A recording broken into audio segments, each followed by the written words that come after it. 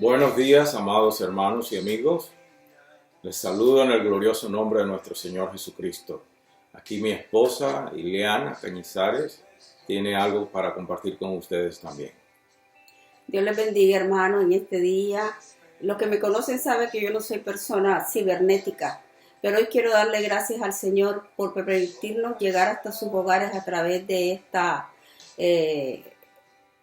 este medio. Y quería pues compartir con ustedes algo que sabemos que lo hemos leído muchas veces, pero que en estos momentos de crisis vamos a reforzar las promesas de Dios en nuestra vida. Es en el Salmo 91 y dice: alzaré mis ojos a los montes, ¿de dónde vendrá mi socorro? Mi socorro viene de Jehová, que hizo los cielos y la tierra. Y el 7 dice: Jehová te guardará de todo mal, Él guardará tu alma, Jehová guardará tu salida y tu entrada, desde ahora y para siempre. Queremos pues reforzar una vez más que estemos en unidad, orando y clamando. Sabemos que Dios ha permitido esto con un propósito grande, para tocar los corazones de aquellas personas que aún no saben la magnitud y lo poderoso que es Dios. Amén. Queremos pues que este mensaje llegue a sus corazones, y le damos gracias a Dios por la unidad del pueblo, y queremos decirles de igual manera una vez más que les extrañamos, que les amamos y que estaremos siempre para ustedes. También le doy gracias a Dios que hasta aquí Dios nos ha guardado como iglesia, cada familia. Dios ha tomado el control y la sangre de Cristo nos ha guardado, librándonos de toda esta peste en la que estamos viviendo. Que Dios les bendiga mucho. El pastor con ustedes. Muchas gracias. Gracias al Señor, gracias a la pastora por esas palabras de aliento y por recordarnos la fidelidad de Dios. Hoy estamos exactamente a 7 días de la celebración más importante en la fe cristiana. Es decir, el domingo que viene celebramos la resurrección de nuestro Señor Jesucristo. La resurrección del Señor Jesucristo es el fundamento de la fe cristiana. Quite la resurrección de Cristo y toda nuestra fe se viene al piso. Pero hoy quiero compartir con ustedes un evento muy significativo, una historia registrada en los evangelios, la cual llevó a la crucifixión del Señor. Esta historia se registra horas antes de la crucifixión del Señor. Y yo le invito que por favor vaya conmigo a Lucas capítulo 23 y vamos a leer los versos 17 y 18 solamente. Esta historia está obviamente registrada desde el verso 1 de Lucas hasta el verso 25. Esa pues se la deja a usted como asignación para que la lea en su tiempo, pues no contamos con tanto tiempo para leer todos estos versos, pero el verso 17 dice así: en el nombre del Padre, del Hijo y del Espíritu Santo. Y tenía necesidad de soltarles uno en cada fiesta, mas toda la multitud dio voces a una diciendo: fuera con este y suéltanos a Barrabás. Vamos a separar unos segundos para una palabra de oración, por favor. Padre Santísimo, te damos gracias por este día, te damos gracias por la fidelidad, el amor, la gracia y la misericordia que extiendes sobre cada uno de nosotros, tu pueblo, y aún sobre aquellos que no te conocen. En ti estamos confiados, Señor, y sabemos que tú tienes la solución de esta epidemia que azota al mundo entero. Te rogamos en el nombre de Cristo que sanes la tierra, que envíes refrigerio, pero sobre todas las cosas, Padre, que tu nombre sea glorificado. Te pedimos en el nombre de Jesucristo que ahora seas con nosotros, los que ya hemos sido lavados y redimidos por la sangre de Cristo, y aquellos que por la gracia, por tu gracia, se han unido a nosotros, se han conectado con nosotros en esta hora, que también sus entendimientos sean abiertos para que la palabra de salvación entre a sus mentes y también eche raíces en sus corazones, y a partir de hoy sean también parte de la familia de Dios. Te pido, Señor Espíritu Santo, que me tomes en tus manos y me uses para la sola gloria de Cristo y para la buena edificación de la iglesia. Por Jesús te lo pedimos y te damos gracias, Padre. Amén. Bueno, amados hermanos y amigos, como le dije, quiero compartir con ustedes esta historia que registra Lucas en sus primeros 25 versos del capítulo 23. Y en ocasiones he escuchado personas, unos se quejan no por hacer daño, no por ir a la contraria, no por criticar la palabra de Dios, algunas porque tienen deseo de conocer, tienen hambre de conocimiento, de aprender de la palabra de Dios. Otros lo hacen por contender. Muchas personas, a veces he escuchado criticar los evangelios o pretender argumentar que hay diferencias, que hay discrepancias entre los evangelios porque no registran los mismos eventos, no dicen las mismas cosas. Y bueno, es imposible que los evangelios registren los mismos eventos en cuanto a lo que se relaciona al ministerio terrenal de nuestro Señor Jesucristo.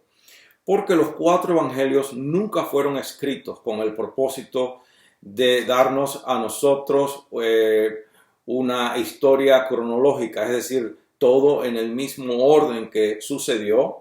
Este es quizás uno de los grandes problemas que la mayoría de la gente tiene para entender a los evangelistas Mateo, Marcos, Lucas y Juan.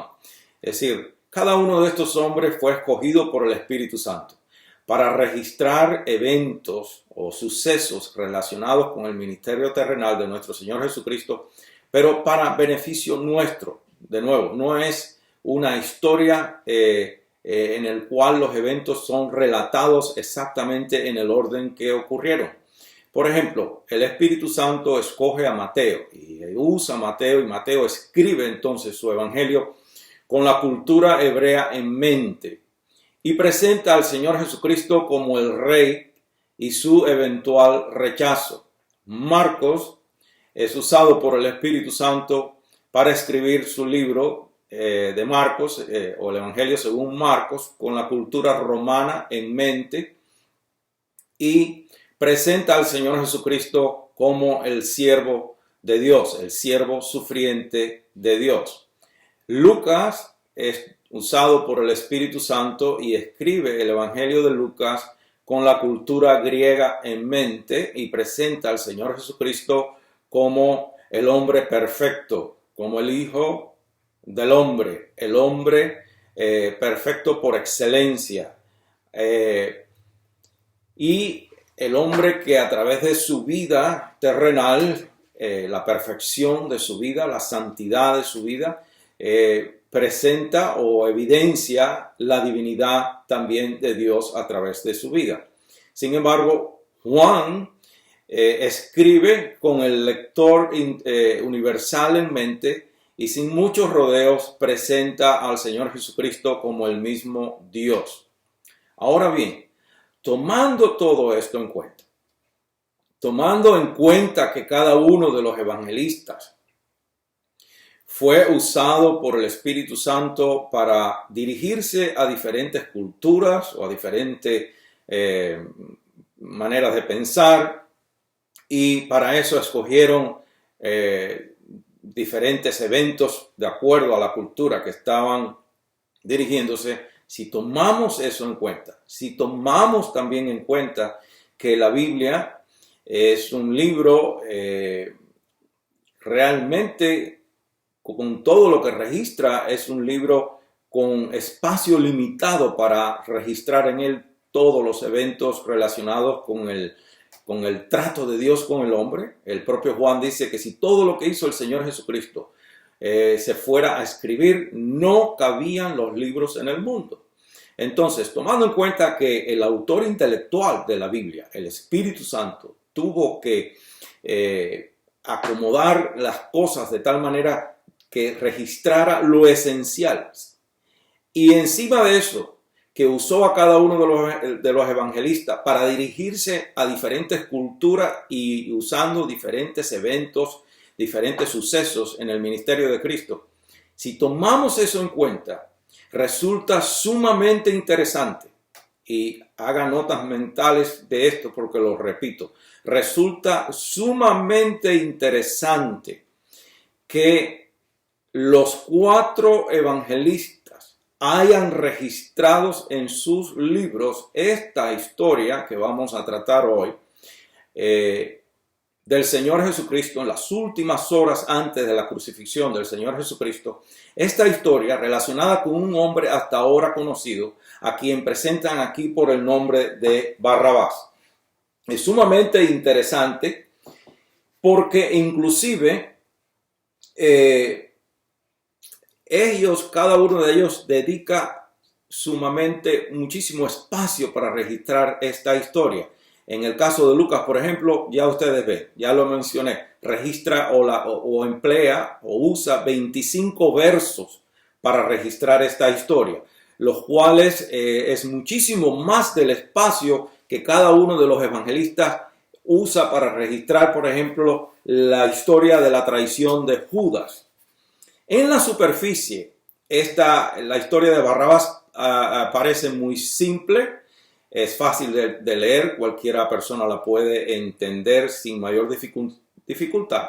En esencia, esta historia registra los esfuerzos de Pilato por dejar libre al Señor Jesucristo sin meterse en problemas con la turba del pueblo y los líderes religiosos. Pilato estaba tratando de satisfacer al pueblo y a la misma vez tratando de hacer lo correcto, lo cual es imposible. Pilato es el triste ejemplo del individuo que trata de agradar a Dios, quien conoce nuestros corazones, y de agradar a la misma vez al mundo que nos rodea. Eso es algo imposible de hacer. Lo primero que hace Pilato es enviar al Señor Jesucristo a Herodes, porque escuchó decir que el Señor Jesucristo había venido de Galilea, y Galilea era la jurisdicción de Herodes. Allí era donde Herodes pues tenía autoridad sobre esa región. Después el Pilato ordenó que el Señor Jesucristo fuera azotado con látigos de una manera brutal. Algunos estudiosos opinan que era con el propósito de atraer cierta simpatía hacia él. Y cuando ninguna de estas cosas funcionó y Pilato se le ocurrió otra manera de poner al Señor Jesucristo en libertad.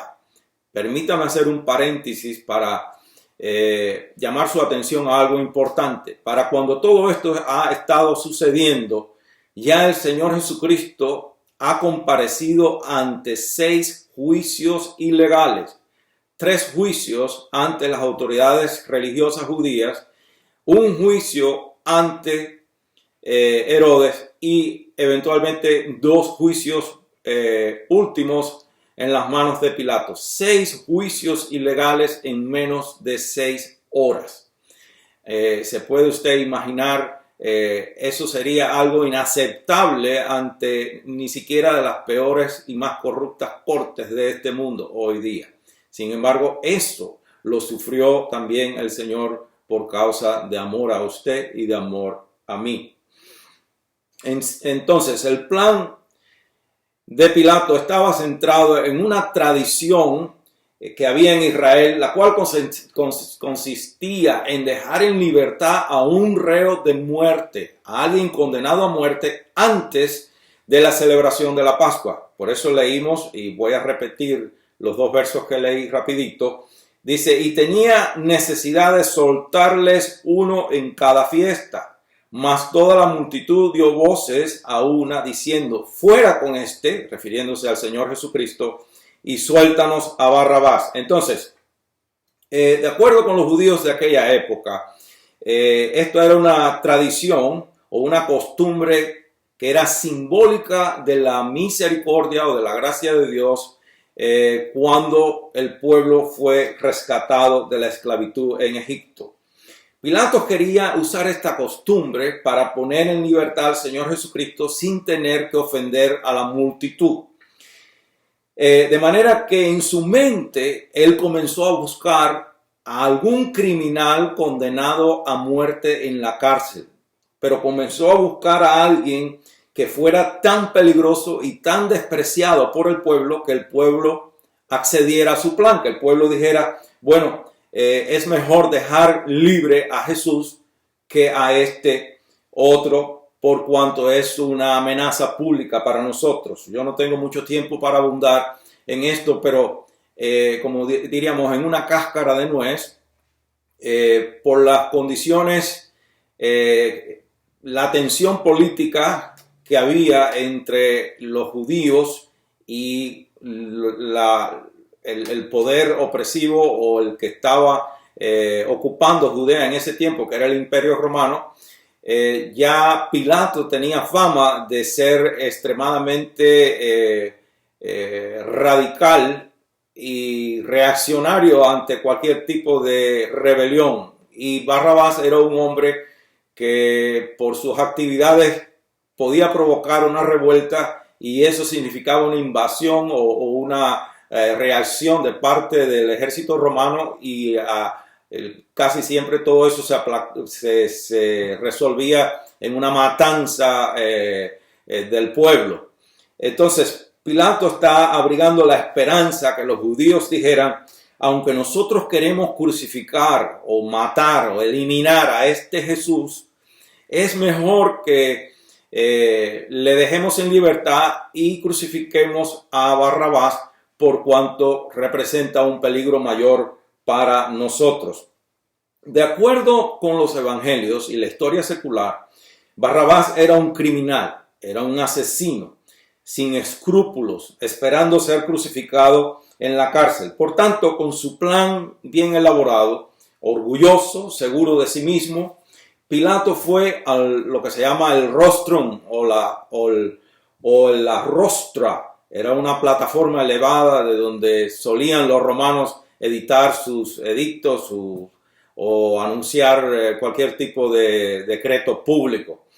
Y estando allí, procuraba convencerles diciendo, ustedes tienen esta costumbre de dejar en libertad a un reo condenado a muerte antes de la celebración de la Pascua.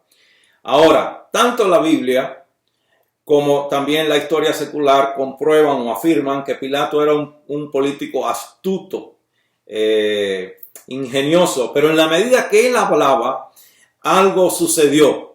En la medida que él hablaba, su discurso fue ahogado por la gritería de una turba que no quería ningún tipo de trato excepto la ejecución del Señor Jesucristo.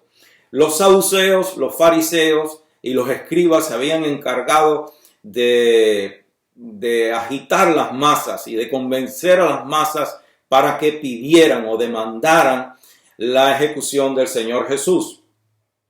Pilatos entonces se devuelve al Petróleo, que era, diríamos, la estación de policía de aquel tiempo, se devuelve al Petróleo y luego regresa a la plataforma para preguntar, ¿a quién debo dejarles en libertad? Y por supuesto, la pregunta fue a Barrabás.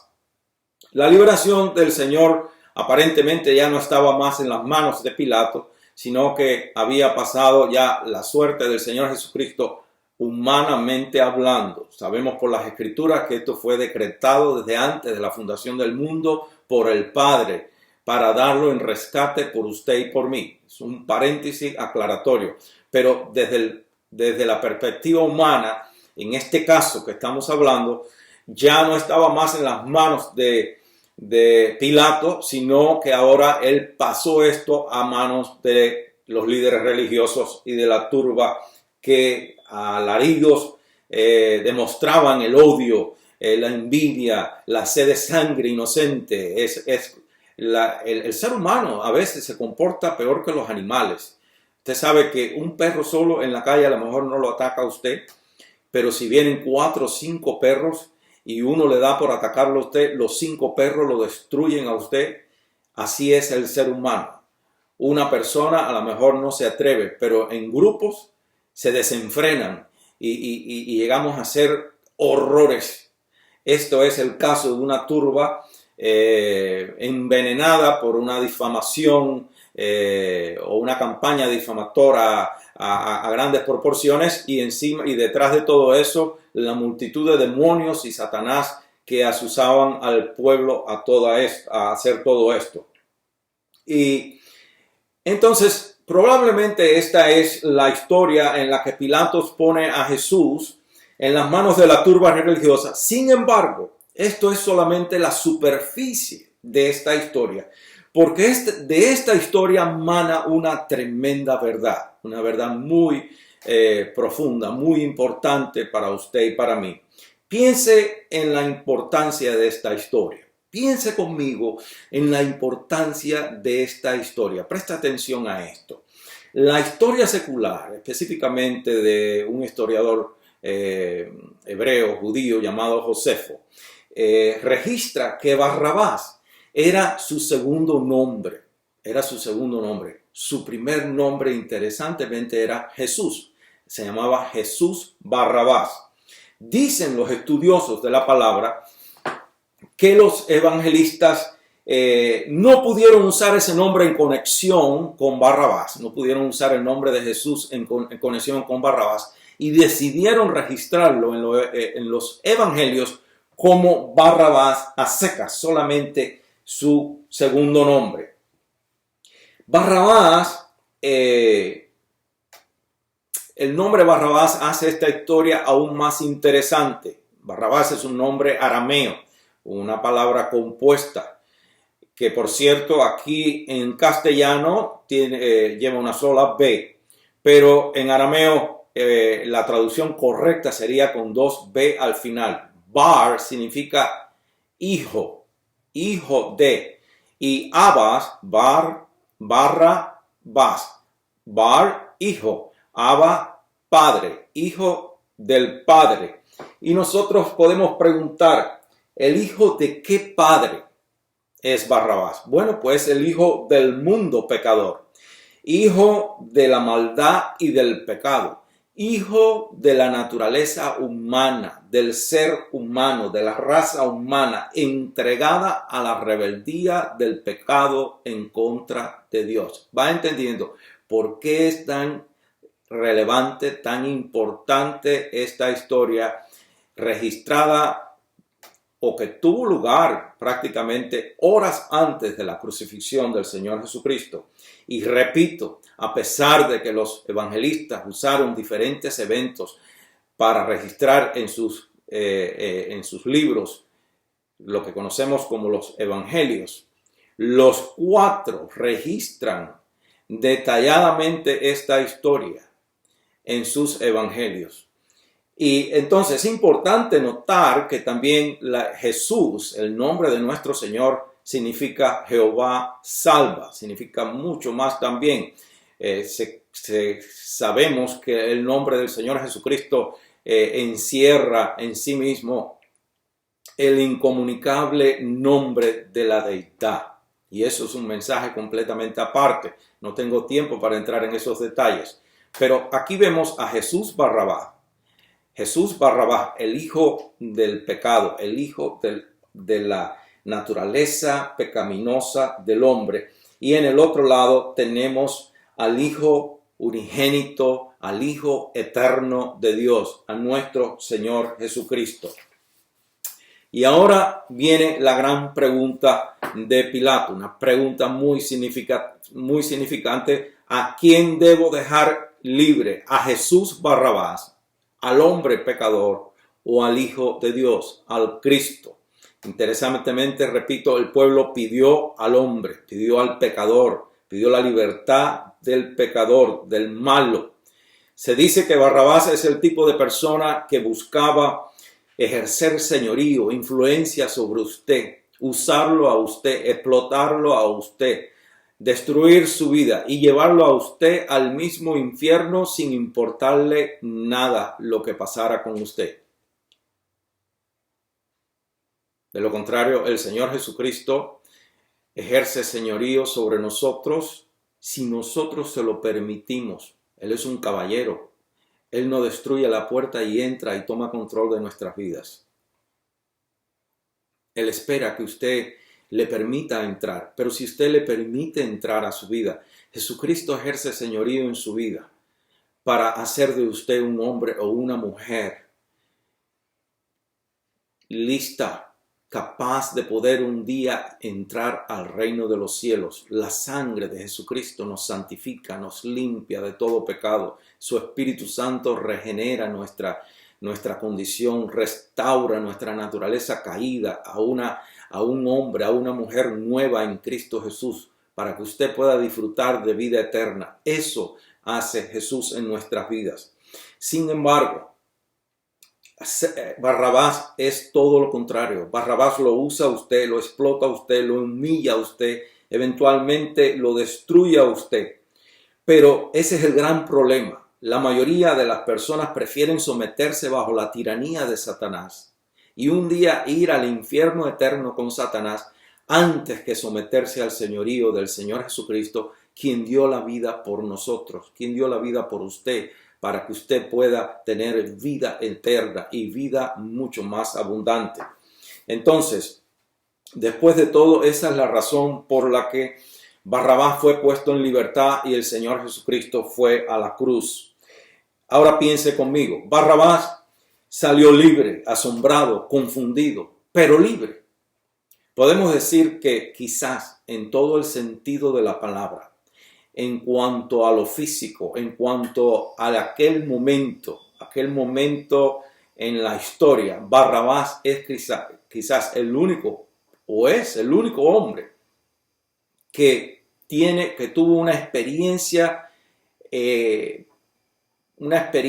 personal en el momento exacto de la historia, en la cual Jesucristo tomó su lugar sobre la cruz el uno por el otro, muriendo el inocente por el culpable. Ese es el caso, cuando un inocente muere por un culpable. Y ahora, vemos aquí en la historia, de un lado del petróleo, sale Barrabás con la sonrisa burlona del fanfarrón petulante, creído, altanero, irreverente, pero libre, y es recibido por gritos de júbilo de la muchedumbre adulona, ignorante, perversa, maldita, irreverente a las cosas de Dios. Aún los soldados, me imagino, que le dan la palmadita en el hombro al pasar. A alguien que estaba hacía unos momentos, piense, condenado a la muerte. Piense conmigo, en cuanto a la ley, en ese instante Barrabás camina como hombre libre. Ya la ley no le puede acusar nunca más de los delitos que ha sido exonerado o que ha sido justificado o de los cuales ya no es más culpable ante la ley del hombre. Ahora no es más Barrabás, ahora es Don Barrabás o Señor Barrabás. Un hombre que en todo el sentido de la palabra merece morir, pero camina libre de todos los cargos. Él ha sido hecho libre y justificado. Del otro lado del petróleo de Pilato sale el varón de dolores, experimentado en quebranto, nuestro Señor Jesucristo, para ser recibido por una gritería de injurias, de acusaciones injustas, de mentiras, de calumnias, de blasfemias. Lo escupen, lo abofetean, lo maldicen y todas estas cosas, demostrando el odio de la multitud malagradecida. Es la naturaleza humana, es la naturaleza pecadora, perversa, ingrata, maldita, rebelde, que solo sabe gritar: crucifíquenlo, crucifíquenlo, crucifíquenlo. Y por si usted no lo sabía, allí estábamos. Usted y yo estábamos representados en esa multitud de gente. Allí estábamos usted y yo, porque tanto por aquella multitud como por usted y por mí, Jesucristo fue clavado a la cruz. Él murió por usted, Él murió por mí también. Y hasta en ese instante que nosotros, los que ya hemos nacido de nuevo en Cristo, hasta ese instante también nosotros éramos rebeldes sin causa. Odiábamos, estábamos en rebeldía contra Dios, enemistados de Dios. Por usted y por mí fue Jesús para comprar nuestra libertad del pecado y del infierno y del yugo de Satanás, pero también para comprar nuestra reconciliación con Dios Padre, que no admite ningún tipo de otro tipo de arreglo, excepto por medio de la fe en la sangre preciosa del Señor Jesucristo. Entonces, el Señor Jesús salió buscando al menos una sonrisa, buscando un rostro conocido de algún leproso que él hubiese sanado. El Señor Jesucristo salió buscando el rostro de alguno que él hubiera resucitado, de algún enfermo que él había sanado. Quién sabe si inclusive salió buscando el rostro de algunos de sus discípulos, pero solo encontró el rostro amargado y lleno de odio y lleno de deseos de maldad y de muerte en una multitud que gritaba: crucifíquenlo, crucifíquenlo, crucifíquenlo. Mientras nuestro Señor Jesucristo fue clavado sobre la cruz, Barrabás disfrutaba y celebraba con sus amigos, con sus familiares. Barrabás fue pues el único hombre que pudiera decir en el sentido literal de la palabra que nuestro Señor Jesucristo murió físicamente en su lugar, el uno por el otro. Pero hoy yo puedo decir, usted puede decir, nosotros podemos decir que el Señor Jesucristo también murió por nosotros, el uno por el otro. Él murió, Él tomó nuestro lugar sobre la cruz y sobre Él fue descargada la ira de Dios acumulada a través de los siglos contra toda la multitud de pecados que se ha cometido contra el cielo y los que faltan por ser cometidos mientras este mundo llega a su fin. Allí fue el Señor a padecer por usted y para mí, de manera que tanto usted como yo podemos también decir que literalmente, como el Señor Jesucristo tomó el lugar de Barrabás sobre la cruz en aquel día hace casi 2000 años, también por usted y por mí el Señor Jesucristo tomó nuestro lugar sobre la cruz, muriendo el justo por los injustos. Las palabras de 2 Corintios 5:21 lo expresan muchísimo mejor que yo. Y dice así la escritura en 2 Corintios 5:21. Al que no conoció pecado, por nosotros lo hizo pecado, para que nosotros fuésemos hechos justicia de Dios en él. Y si nosotros solo por un momento nos ponemos en las sandalias de Barrabás, y meditamos en lo que el Señor Jesucristo hizo por nosotros, hermanos que me escuchan y amigos que me escuchan. Si por solo un momento nosotros meditamos en lo que el Señor Jesucristo hizo por nosotros en aquel día, si nosotros pensamos en el estado legal de Barrabás antes que Jesús tomara su lugar, y su estado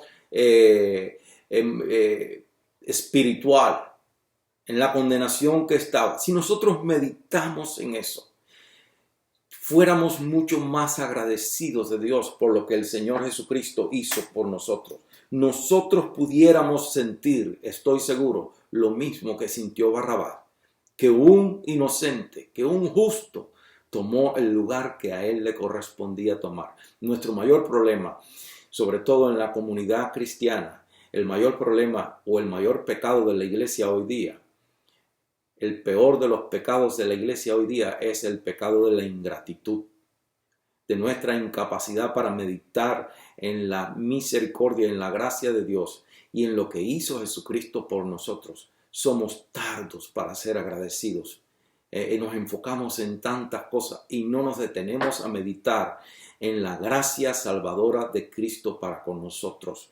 Porque piense por un momento, si nosotros meditamos en lo que hizo el Señor Jesucristo por nosotros, nosotros si somos sinceros, llegamos a la conclusión de que nosotros éramos y somos merecedores de morir allí, de morir e ir inclusive a un infierno eterno sin Cristo. ¿Por qué razón? Porque la paga del pecado, ¿qué cosa es? Muerte. Y si yo soy un hombre pecador, usted una persona pecadora, sea hombre o mujer, si nosotros éramos pecadores y somos pecadores porque aún pecamos contra Dios, ¿qué merecemos? Morir, de manera que nosotros merecíamos la muerte segura. Sin embargo, dice la Escritura, allá en Efesios capítulo 2, verso 4, dice, pero Dios, que es rico en misericordia, por el amor con que nos amó, nos salvó dándonos vida juntamente con Cristo y nos hizo sentar en lugares celestiales juntamente con Cristo. ¿Se da cuenta? Dios dio a Cristo en rescate por nosotros. Dio al justo, al que nunca había cometido pecado. Lo dio en rescate por usted y por mí. ¿Se da cuenta cuánto le ama Dios a usted? Si usted no medita en estas cosas, yo le aconsejo hoy, por favor.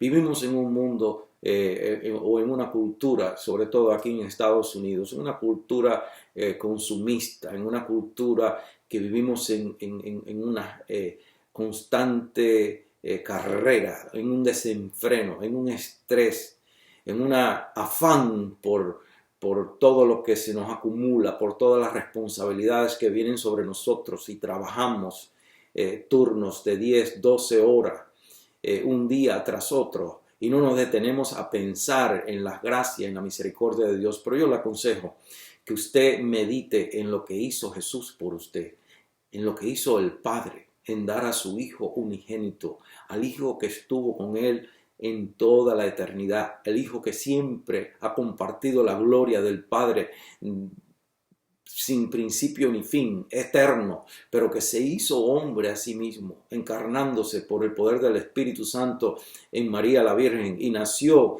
de ella aún siendo virgen, para tomar sobre sí mismo nuestra humanidad, pero no nuestra pecaminosidad, y así podernos redimir del pecado. Porque por cuanto por un hombre entró el pecado y la maldición del pecado en la raza humana, por un hombre tenía que también salir o venir la redención del pecado, venir la remoción de esa maldición y la restauración de la raza humana y la reconciliación del hombre rebelde, del hombre pecador con Dios Padre. Yo lo quiero dejar con esto en esta hora, que usted medite en lo que el Señor Jesucristo hizo por nosotros sobre el madero, y que si usted es cristiano, reconozca que nunca seremos capaces de agradecer lo suficiente, nunca seremos capaces de pagarle a Dios. Lo único que podemos hacer, no podemos hacer nada para ser salvos. Jesús pagó el precio de nuestra salvación. Lo único que podemos hacer es ser agradecidos y servir a Dios. Si usted ama al Señor Jesucristo, si usted agradece al Señor Jesucristo, póngase en las manos del Espíritu Santo y disfrute hablándole de Cristo a otras personas. Cumpla con la gran comisión, cumpla con lo que el Señor Jesucristo nos encomendó. No es para salvación, es porque después de ser salvo, lo menos que usted puede hacer es servir a Cristo por medio de la gratitud. Y a usted, amigo, que ha tenido la gentileza de compartir este tiempo con nosotros, le agradezco primeramente en el nombre de Cristo por compartir estos minutos con nosotros, pero le encarezco de todo corazón, no pierda la oportunidad de hoy decirle: Señor Jesucristo, entra en mi corazón, sé Jesús para mí. Yo no lo estoy invitando a usted a una religión, yo no le estoy invitando inclusive a que venga a la iglesia que por la gracia de Dios pastoreo con mi esposa Ileana en Lake City. Yo solo le estoy pidiendo que usted se entregue al Señor Jesucristo para que Él le dé salvación y vida eterna, para que ya usted no sea más reo de muerte bajo el yugo de Satanás, aunque usted no lo entienda, aunque usted no lo crea, aunque usted piense que esto es fanatismo religioso, aquí hay solamente dos señores. Uno es Señor eterno y el otro es provisional. El Señor eterno es Jesucristo y el que está por ahora, por un tiempo más, y su tiempo es limitado, es Satanás. Pero mientras esté aquí, él va a tratar de hacer el mayor daño posible. Escape de las garras de Satanás. Entréguese a Jesucristo. Invite a Cristo a que sea el Señor de su vida. Dígale: Señor Jesús, entra en mi corazón y sé Señor y Salvador de mi vida. Si usted recibe hoy a Cristo como su único Señor y Salvador personal, por favor envíanos un mensajito corto. Díganos: sí, yo recibí hoy a Cristo como Señor y Salvador personal, y nos alegraremos, nos regocijaremos con usted. Gracias por su gentileza, gracias por escucharme. Que Dios le bendiga y no olvide que el Señor está en control, que Él nos guarda y que no hay nada más grande que el Señor. Estamos bajo la sangre preciosa de Cristo y no seremos tocados de ninguna plaga destructora, porque es promesa de Dios. Y si así fuere, no dejaremos de confiar en Dios de todas formas. Dios le bendiga. Un abrazo en el nombre de Jesucristo. Saludos de parte de mi esposa Iliana, de mis hijos y de mis nietos. Amén.